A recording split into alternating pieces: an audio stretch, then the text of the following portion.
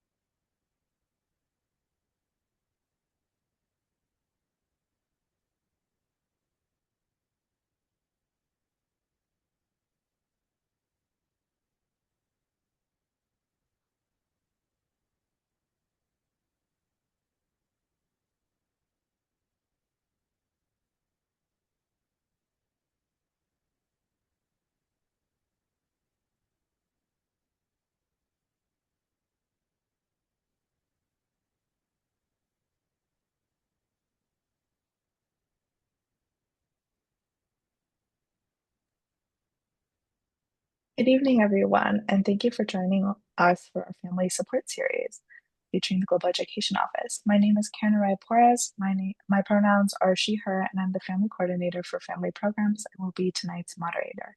I'm going to pass it over to the rest of the family team at our office to introduce themselves before going into the logistics of the webinar tonight.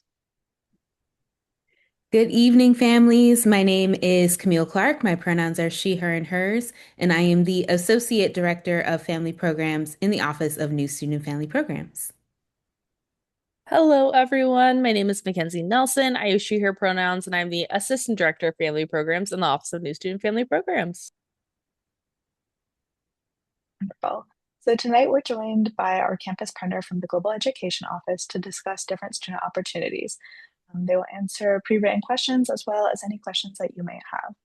Tonight, while our panelist is speaking, feel free to use the Q&A button, not the chat button, at the bottom of your screen to ask a question.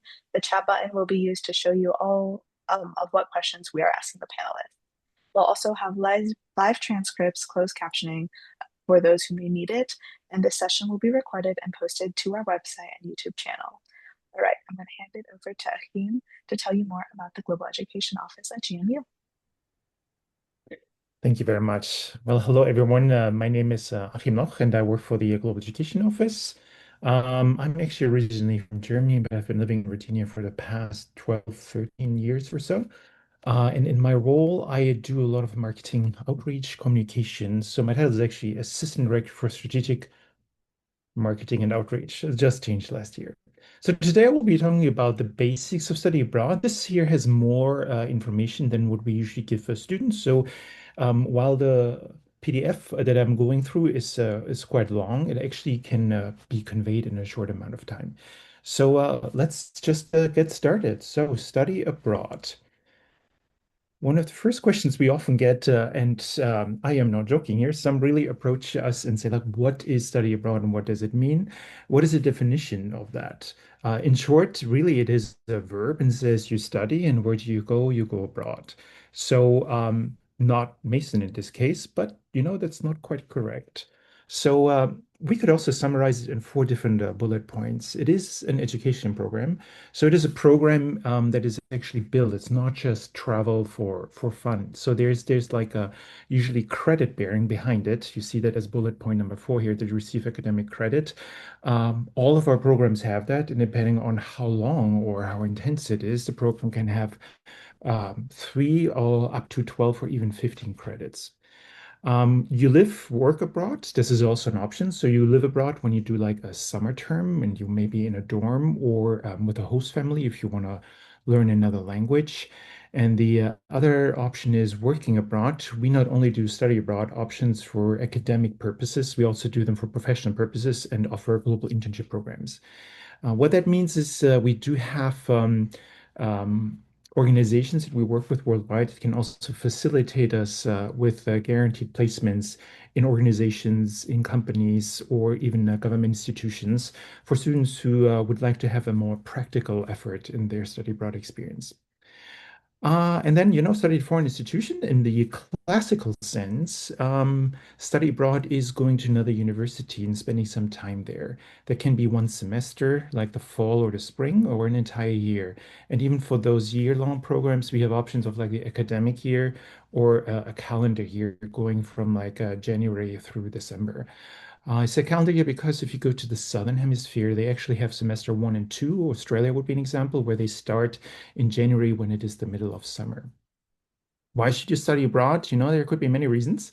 One that we like to point out, and this is also research has done it, is called a transformative experience.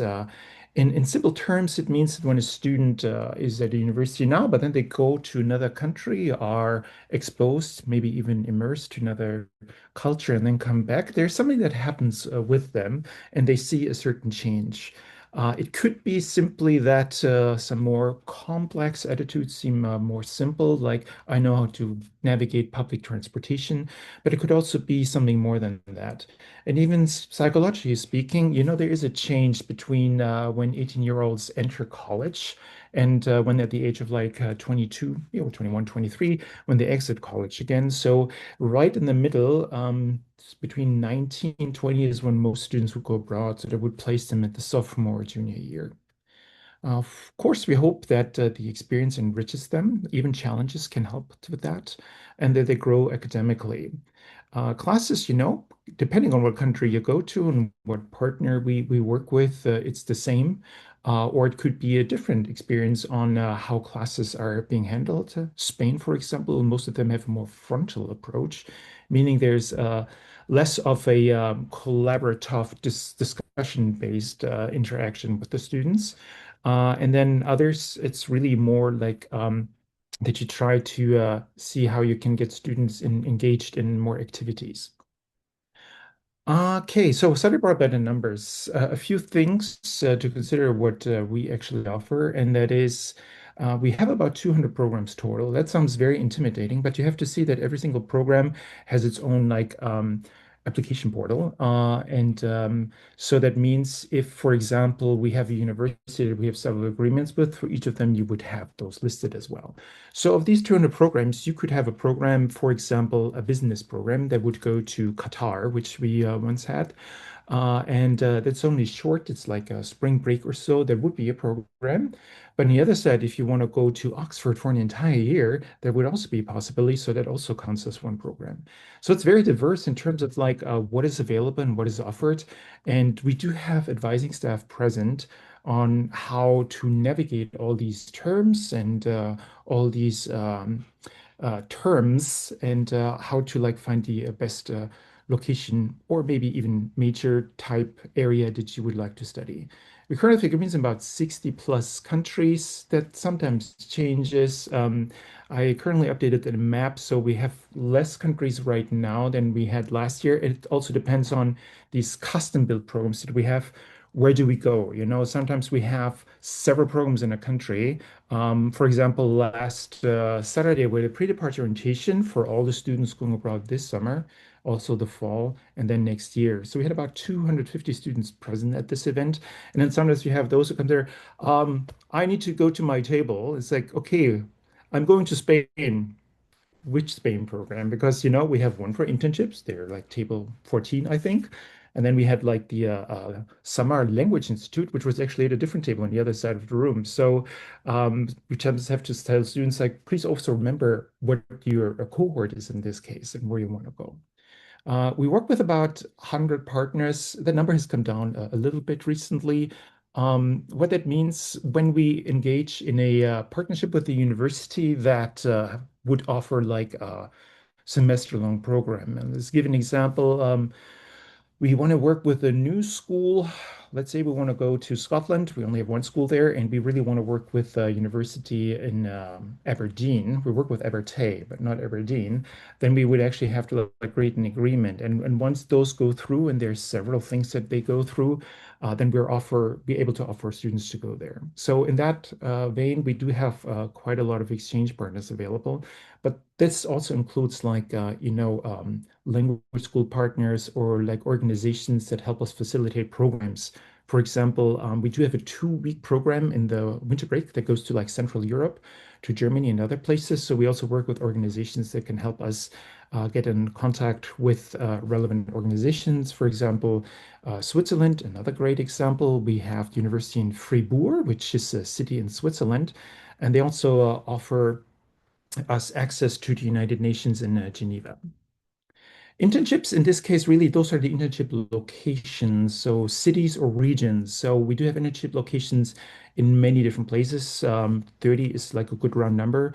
For Kyoto recently, that also now includes Osaka and the entire Kansai region in Japan. So students can really choose where they would like to go. Besides applying for a program, we also recommend students do apply for scholarships. We disperse about $110,000 every semester, so that accumulates to about $200,000 a year. So there is money available, and we like students to apply for that. And speaking of money, I'll mention more later.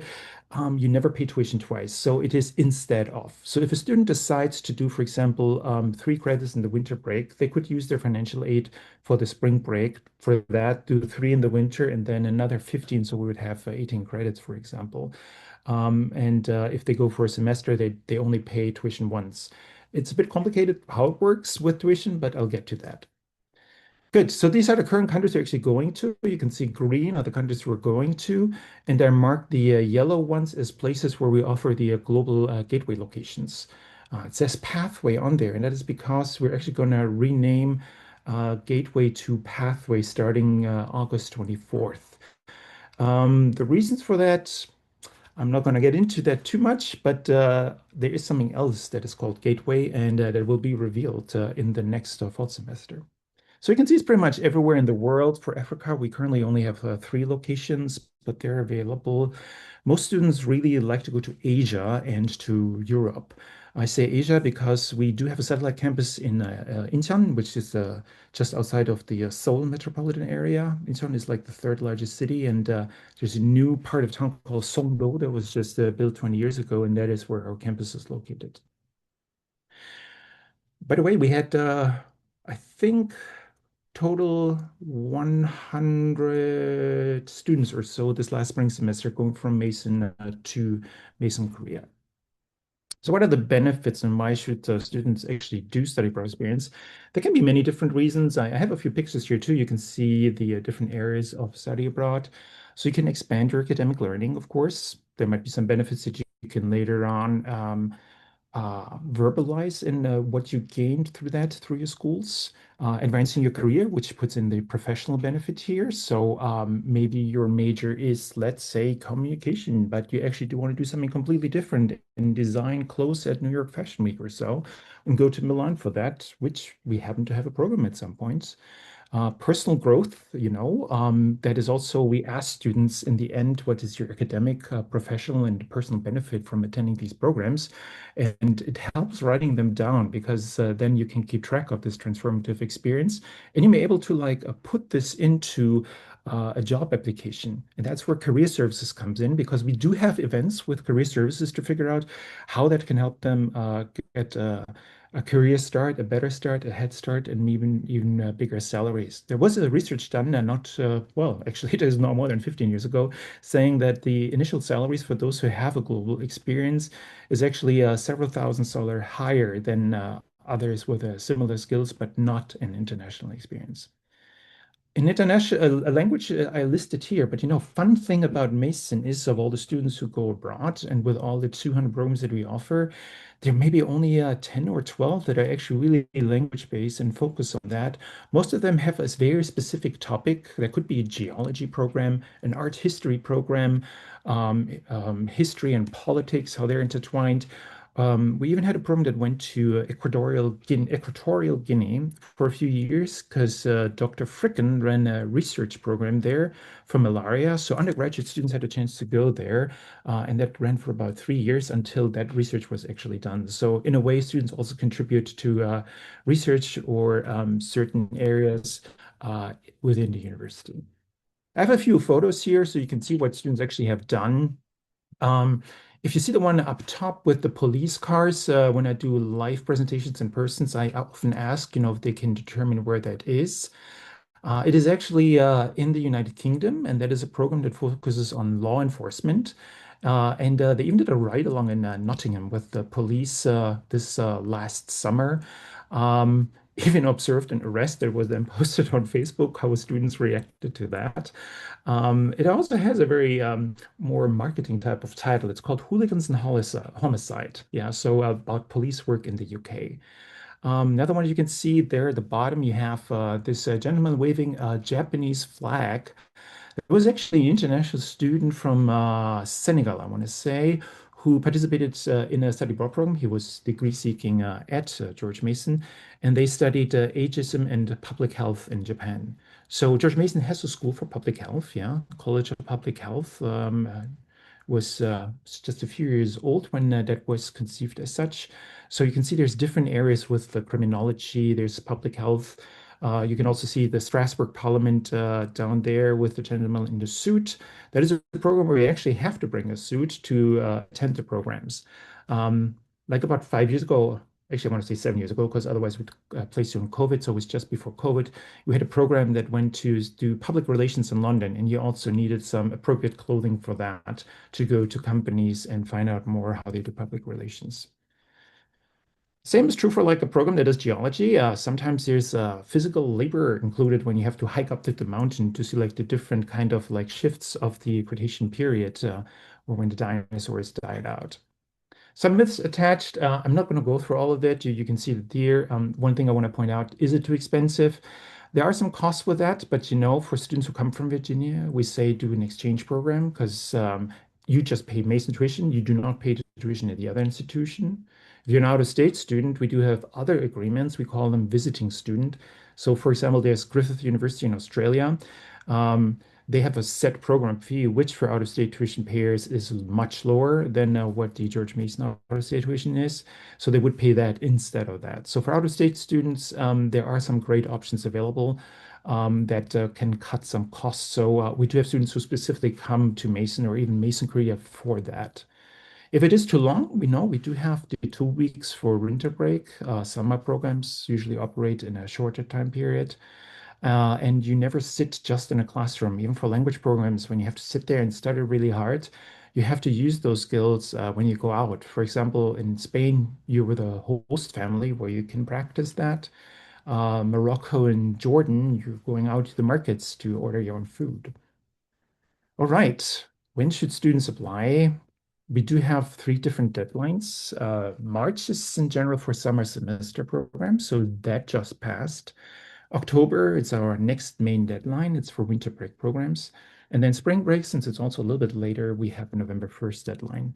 And then there is some difference in between. Again, we actually have a large list for that. For example, if semester is March, but you want to go to Japan, we recommend doing it like mid-February because some locations are very competitive, meaning we have a lot of students who want to get in, and it's first come, first served for some of these locations. So while some of these say like, it's not too hard to get into, most have like a GPA of 2.25 or 2.5 and then up.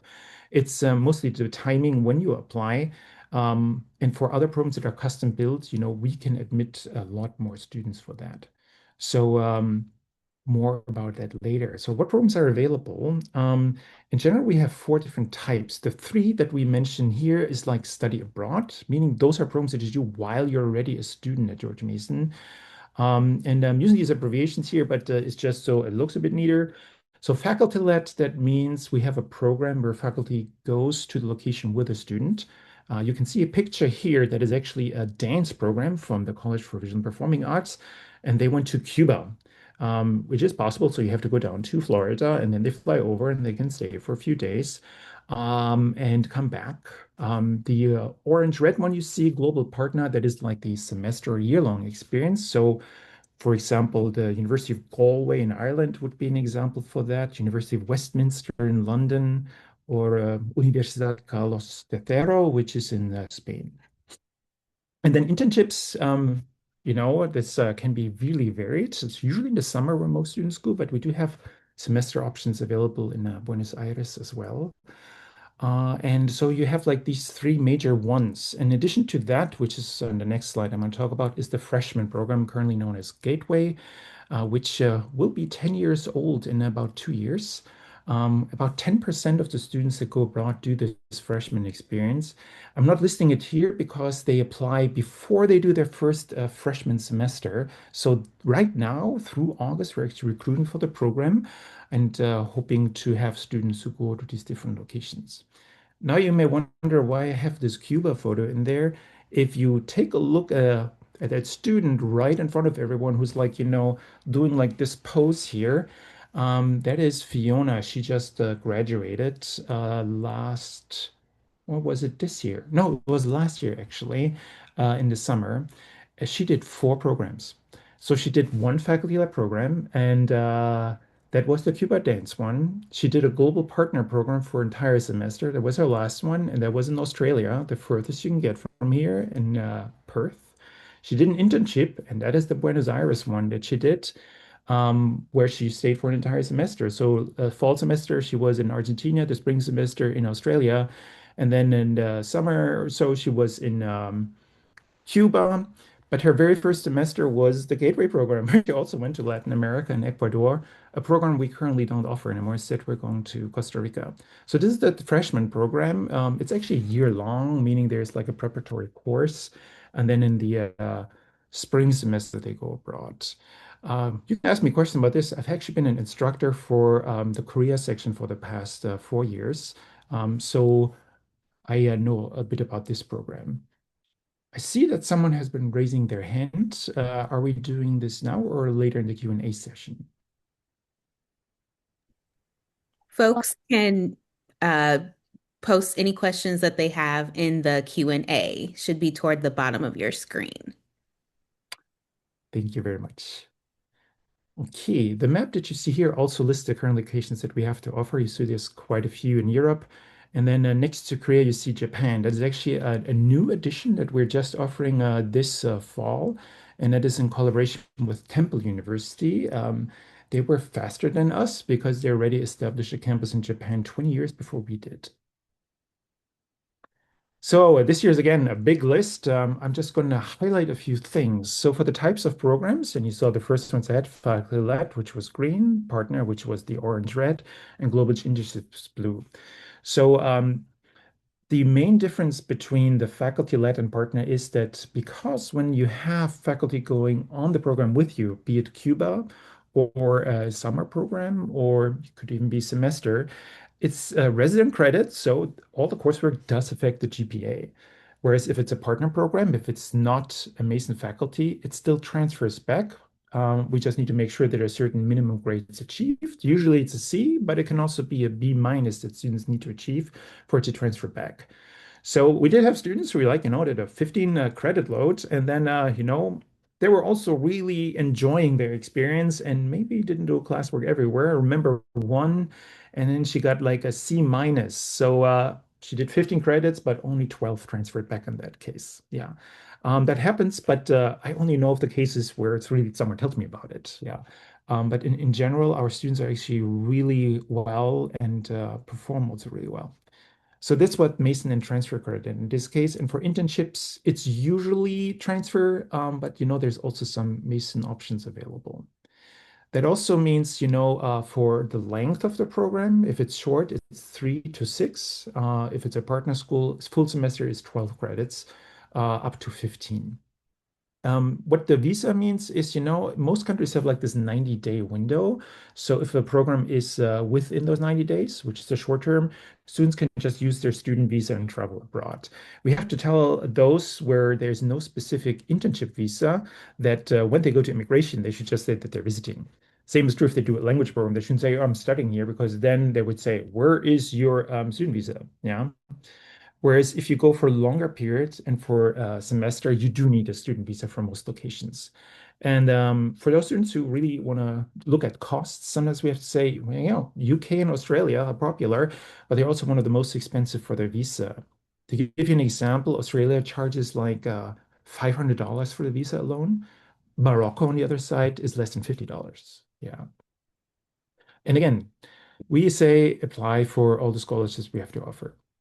One thing I didn't mention here at the end, you also have housing. So it is really very depending on what the program is. Sometimes it's fixed, like Global Gateway Ireland is homestay.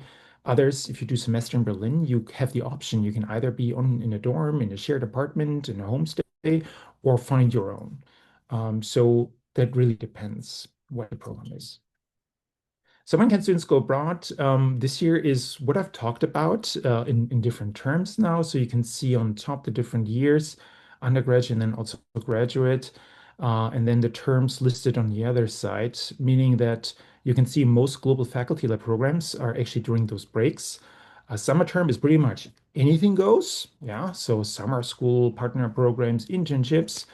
And then for the first semester, we can go abroad. We don't have that. There are universities who send their students abroad right away, like Northeastern, but we do it in the spring term. And that's why we do a preparatory course so they can be prepared in the spring term.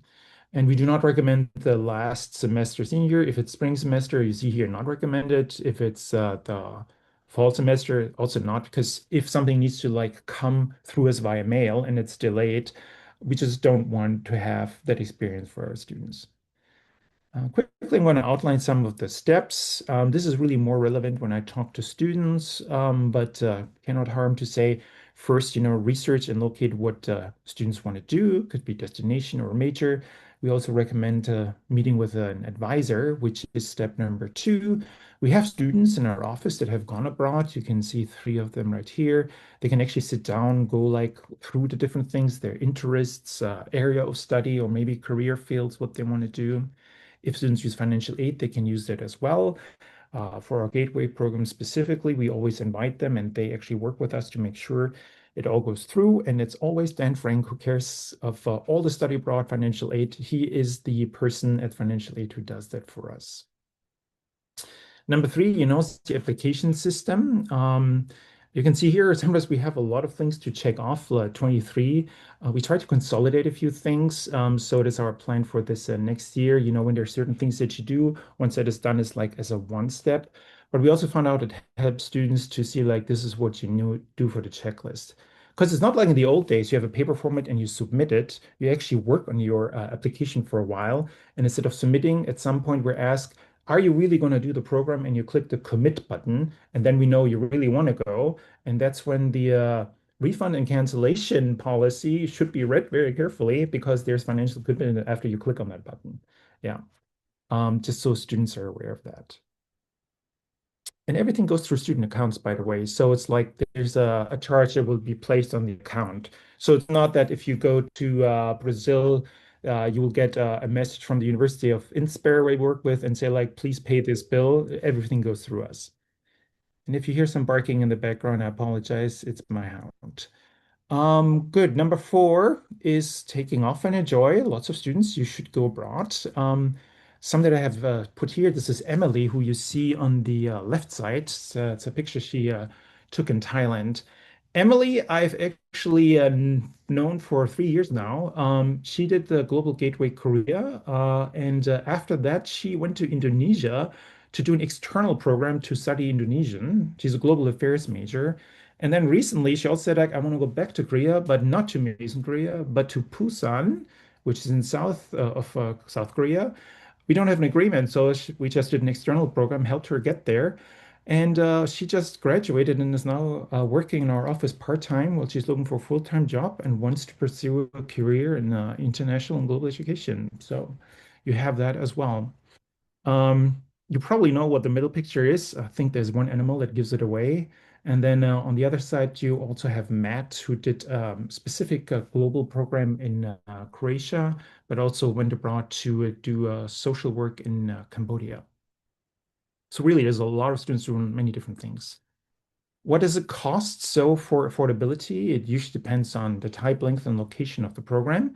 Your daily cost of living in the UK may be a lot more, whereas in like Spain or Greece or say in Ecuador or Korea, it may be considerably lower because of the cost of living there. Give you an example, we had one of our administrators from Miss Korea come over for a visit, and she had a certain budget, which would be fine in Incheon. But then found out she went on campus to Panera and her entire daily allowance was gone because breakfast with that was like $20. Whereas like for $6, you can get a full dinner in a traditional Korean restaurant just outside of campus. It has gone up a little bit. So what once cost 8,000 won is now 10,000 won. 8,000 won is about $6 or so. Yeah. So faculty lab programs, we build those and put everything together, and we make sure that it's a compatible price. So in it, you usually have the tuition part. If so, for 3 credits, it would be what tuition is charged for that, and then the cost to run the program, depending on what it is. Financial aid, students can use that, of course, and scholarships are available. And I think I will talk more about that. We do have two types. For us, it's like the GEO scholarships that we have in a fund, and then donors giving us a scholarship. And then number two is there's also a lot of other options available. So semester programs usually equal or less than semester at Mason. Exchange is for institution period. So whenever you see the word exchange behind a program, it means we exchange students, but also fees. So you can expect if you meet a student from a certain location who's at Mason for like a semester or a year, we do an agreement then with that school. Out of state means we don't exchange students, we only send students. So for Griffith University in Australia, which I mentioned earlier, we only receive students, we only send students, we don't receive any students from that. And the cost for that is just a lot lower. So a lot of times, in some cases, you can save $4,000 on tuition by going abroad as an out-of-state student. Also, housing, I think the average cost for Mason housing, and again, there's different levels and tiers for that, is about $4,800. Um, and if you go to Korea right now, again, I know Korea a little bit, it's about $1,200 for housing for an entire semester. So that really is a lot less expensive. And then depending on other places that you go to, most are a lot cheaper. But again, Australia, some countries that are further away can be more expensive. And the same is true for less developed countries. So if you do Cambodia, for example, while cost of living might be low, sometimes transportation to get to those places could be more expensive. Okay, so for SEO scholarships, this is like the differentiation that I quickly talked about. Some are actually included with an application. So we do have some programs that are semester long and we want students to go there, but they don't have a great visibility. So they may be locations that are not like Paris or London. So students go there, we give them like a scholarship to go there. And basically what it means, you apply and we knock off a certain amount. Donor-based scholarships. Oh, I forgot to change this text here. What it means if we get donors for a few years, we had Jacquemin, which was a businessman giving us like $25,000 a year that we could give out. And we gave it $1,000 to 25 students over a certain period. We also have those that are specific for a country like French studies or travel-based scholarships. They usually run somewhere between $250 and $1,000. I always recommend just apply.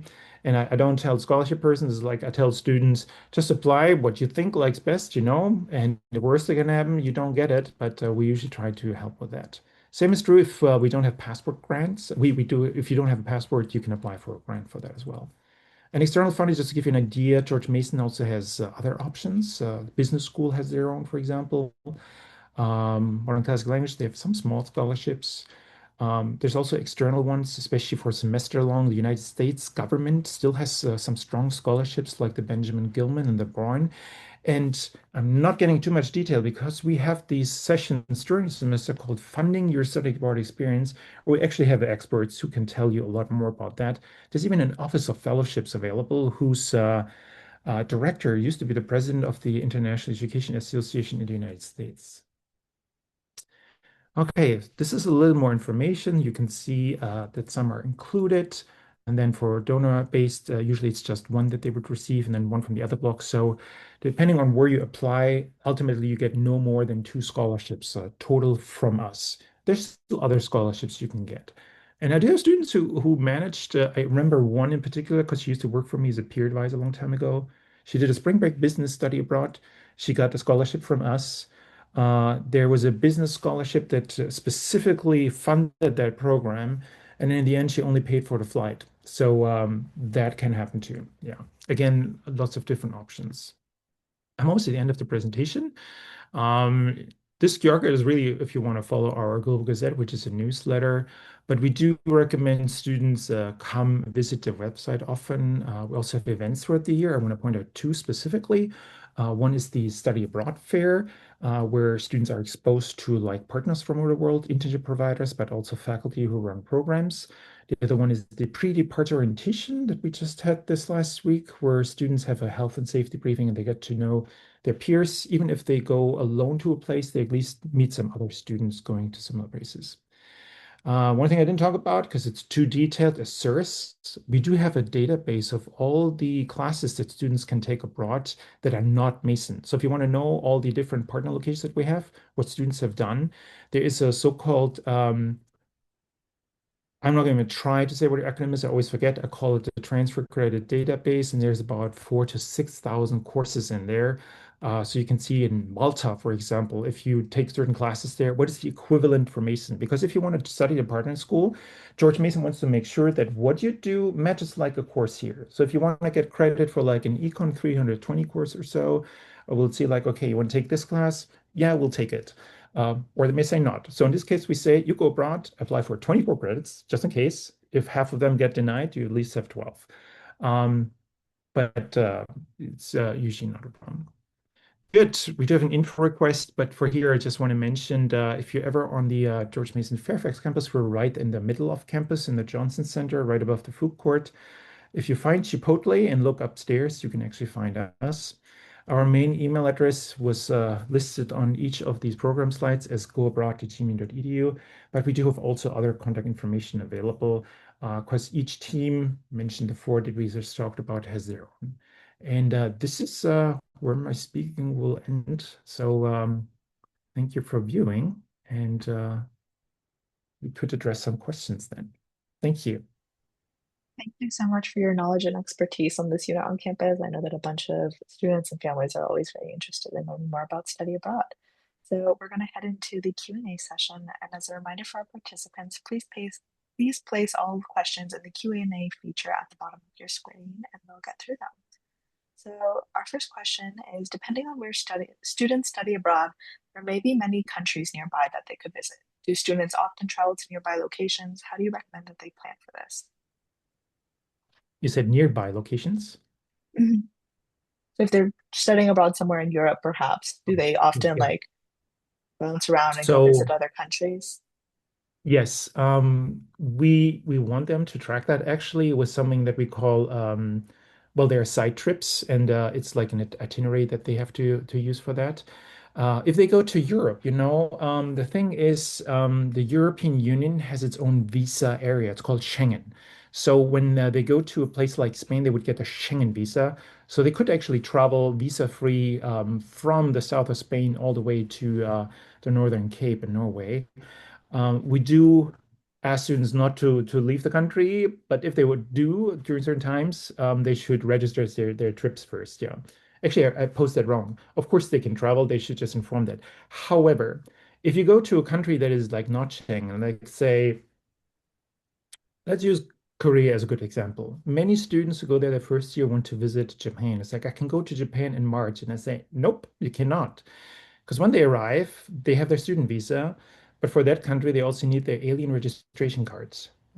So that means that they are a resident of the country. But you cannot re-enter the country unless you have that in your hand physically. So you have to wait until that card is with you, and then you can travel to Japan. And also, spring break is not in March. Over there, it's in May.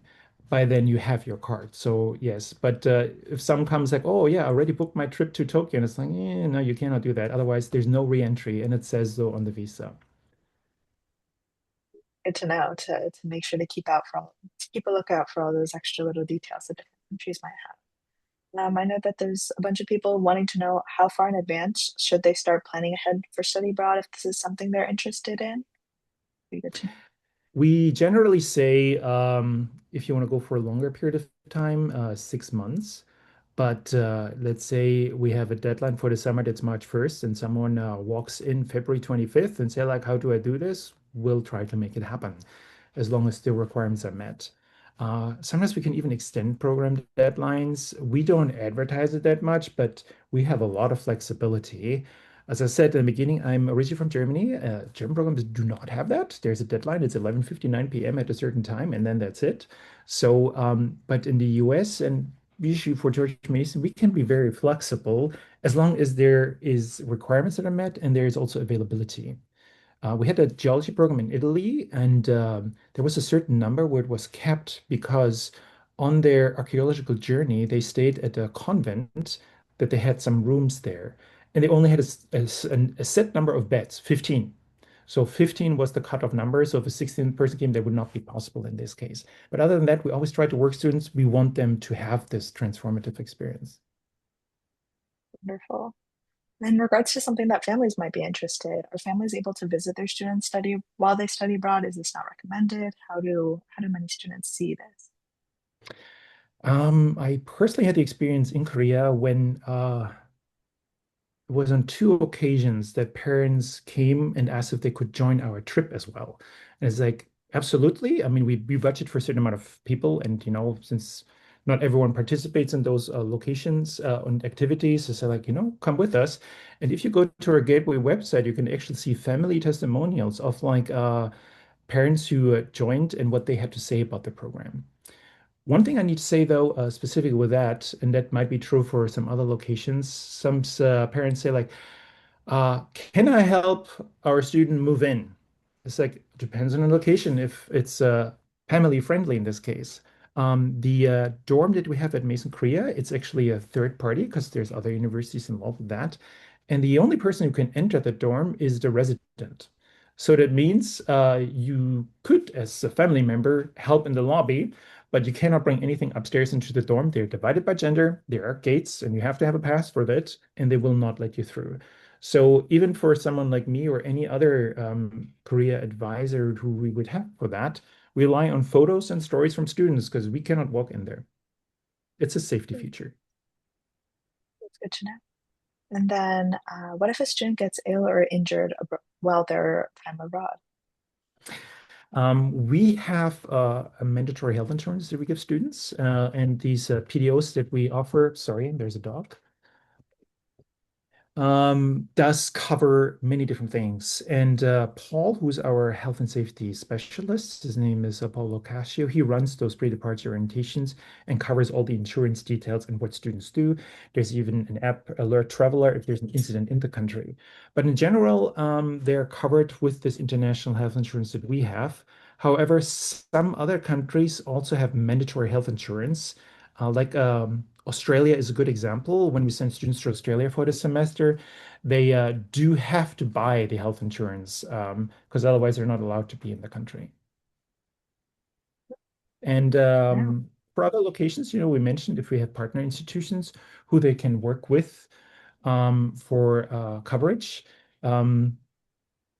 No, I talk a lot about Korea, but that's where I know something right now because we do have Joanna Park there who does uh, health and safety and help students with pharmaceutical questions. So especially like, prescription medicine. And sorry about the dog. So that's where we recommend as a contact if someone needs to go to a hospital, for example, they can help with that. If they are in a location where they're more well mature, let's say you go to Spain and that is our regular program. We give you the contacts in Spain that you can talk to. But on the other side, with our health insurance plan, you always have a number that you can call. You can always call to our office as well. But we cover everything. And if you go abroad with faculty, they're also trained on how to handle emergencies. Were a few instances I remember when someone fell off the stairs in Cuba and faculty had to stay with them and what do you do with the other students. So they're trained on that. They have an emergency protocol that we go through. You can even read some of that on the website if you go to the prepare section. Wonderful to know. We have a few questions from our participants about costs. So one of them is, do all costs for the global program go through the student's account, or are there separate costs outside of the student's account that they would have to pay? We only charge a student account. So, however, we do have cost lists on our website that we call billable and non-billable costs. So if you get a passport, we don't ask you to pay for that. You have to pay for that. So if you have a program, we say, okay, this is the cost that you pay to Masons. We charge your student account. But the other things are usually out of pocket then, which is like you have to find your flight. We work with the other students or connect them so they can find good flights, cheap flights, or maybe they travel together if it's a group effort. We also get in contact with faculty when they run a program like in Cambodia, when they say they may recommend which flight to take and how to get there. Or if there's like books or materials you need to get, the same as for like meals. There are some programs where meals are included to some extent. But even for semester programs, having a meal plan is not internationally guaranteed. Most countries don't have that. They have discounted cafeterias. So you can go to a place to get your meal, and sometimes they have like these sections that say meal option A, B, and C, and you pay certain things. There's a vegetarian option for some, or it's simply like these are the meals available. You can have all of it or none of it, but you save some money through that. So there's different options on how that works. We do have them listed as like estimated cost, and the cost sheets, as we call them, also have an interactive feature. So for the bulletin ones, you can select, I'm an undergraduate student and I want to go for this long. And then for the others, how about I have this one? How much money do I need to have? And then how much is charged by George Mason, and how much actually do I need to come up with to afford this experience?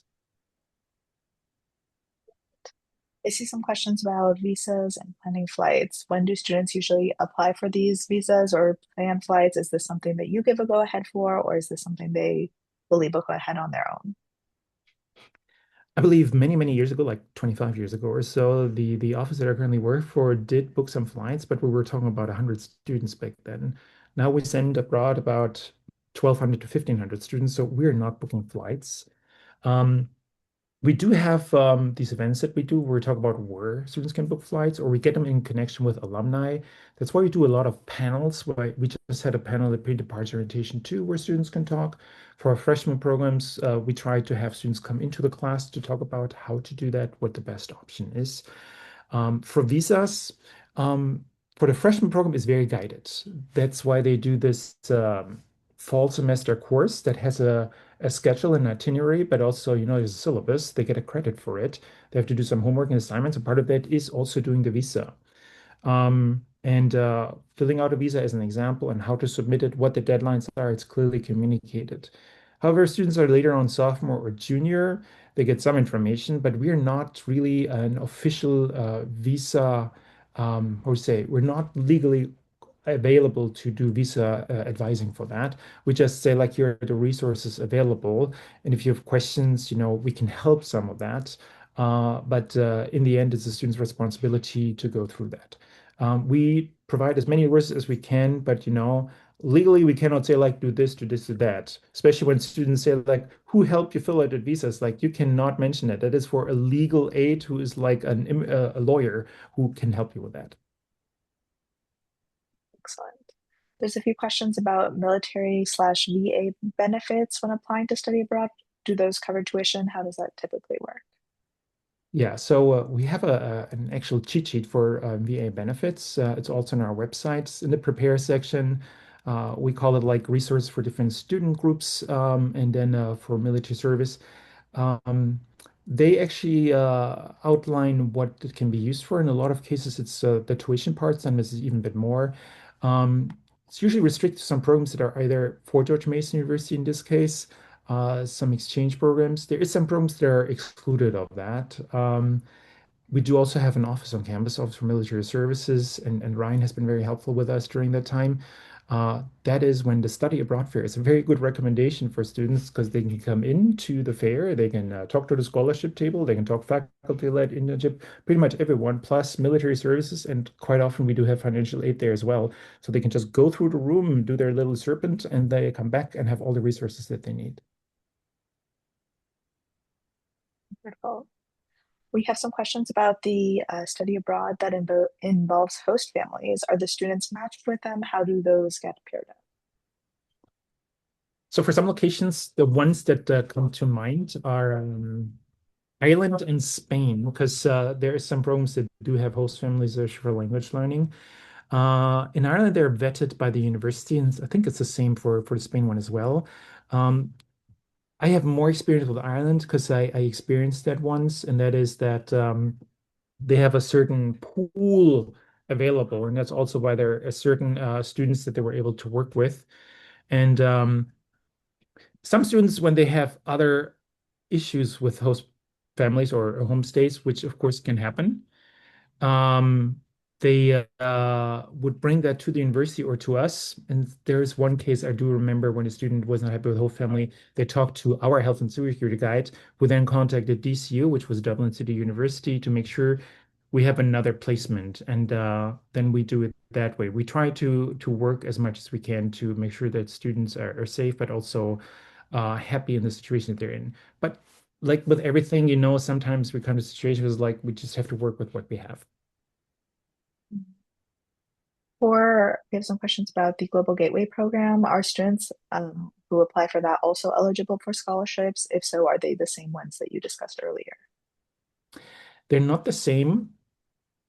And usually I would have said there are some scholarships, but there has been a change that was made this month about the scholarships that I'm not too familiar with. In general, uh, I think there will be less scholarships offered, but the cost will be distributed differently because we had one thing where housing was the same across the board. So instead of having higher scholarships, we actually do housing really based on cost of living in the different countries to be um, he's interesting to be more equitable and not just equal. Yeah, because equal meant there was the same housing fee that we had for a few years, but that wasn't equitable to all the students going to different locations. And we wanted to make sure that that happens. So that had an effect on how scholarships are being dispersed specifically for Gateway. So expect some changes on the website in the next few weeks. Very good to know. For students that have disabilities, how do you support the students? Is that through your office or is that through other offices throughout Mason or the post school? Through our office, yes. And we also work with disability services. I do recommend the information we have on the website that they're listed there to do that. For a while, we had someone who was really more dedicated about some of these resources. Now it's really across the board, the different teams. We do mention for some programs if it is actually available for students with certain disabilities. Let's say if they're more physical and you cannot move, there is some programs where it's really outlined, that there are stairs or that certain things cannot be reached, or there's a geology program where you're exposed to the sun a lot, for example, so if students can do that. I did experience some students who submitted something about needing more time for tests, for example. So we accommodate that with partners as well, sticking to the rules, of course. But yeah, I had students like that, for example, going to Mason Korea, and we work with the office over there then. So it is possible. It's just like maybe not every program. Very good to know. We have some questions about how to move in and when is the right time to move into their dorms.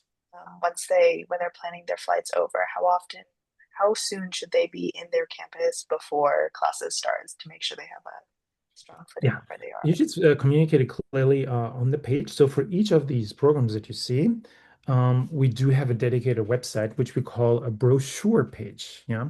So everything that we have in a database, and you see when you click on a program that the address line changes from study abroad to Mason abroad, it's because we have a server where we have our entire system. So if you know what CRM means, it's a client relation management, which is where we have the student applications. And then we also have something for the content for that.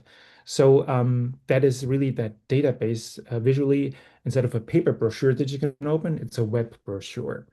And that would list like important dates. And we usually recommend students arrive a few days earlier, especially if there's certain move-in dates that have like a tight a frame for moving in.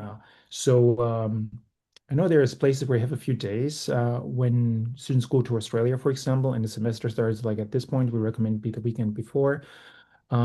Sometimes students have to do a hotel because by the time they arrive in country, the dorms may be closed. So we'll say like consider that. Other times we have students who want to stay for a few days and do their own thing before that begins. For the short-term programs, when there's no dorm, but there's a certain start date, the faculty expects that students are in country at that time, on that date, at that location. And it's up to the students if they want to come early or if they just want to be the night before and then go to the location. Um, and that's Cambodia was really interesting because while it was a winter program that ran like in start of January, the faculty wanted them to be there at the end of December so they could be there before New Year in case something else happens and they could start like right away. And some cases, faculty is very helpful and they can be reached and they're everywhere. In other cases, it's like you basically have the free time to get there and then it starts.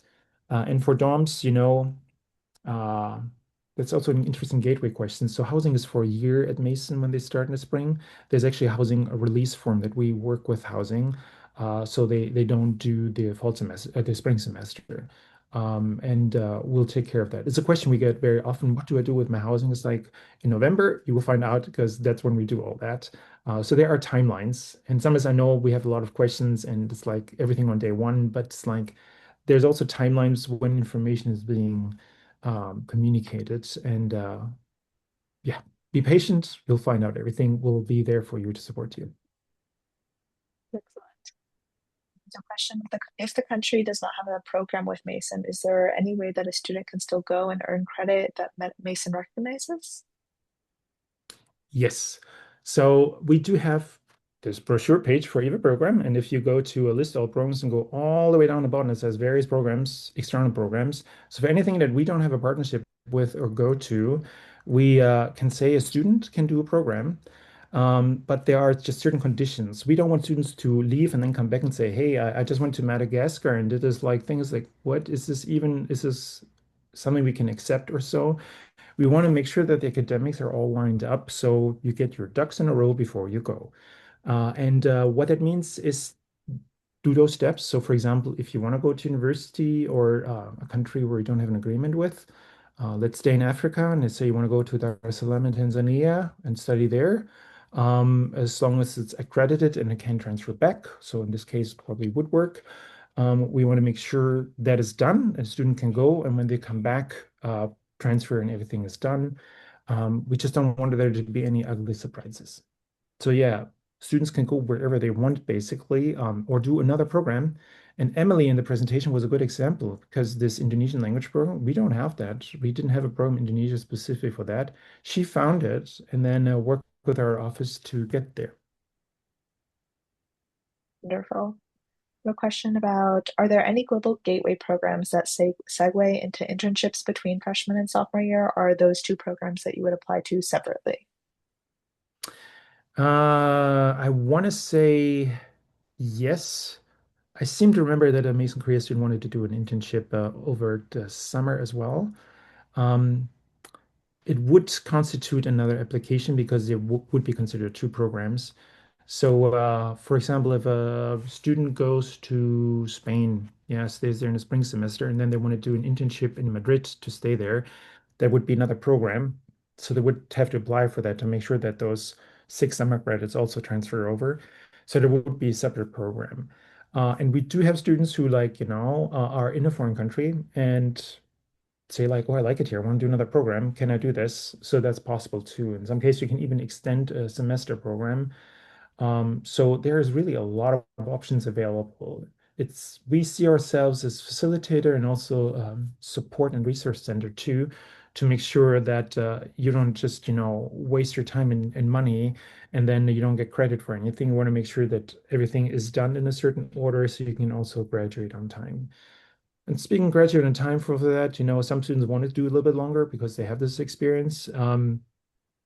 But in general, we really want to work with students to make sure they get the best time out of it during that time. Wonderful. And then our last question to wrap up for tonight is, what is the academic and social support that your office provides? Or maybe this is support that students often connect with at their host institution. So let's start with the faculty-led ones.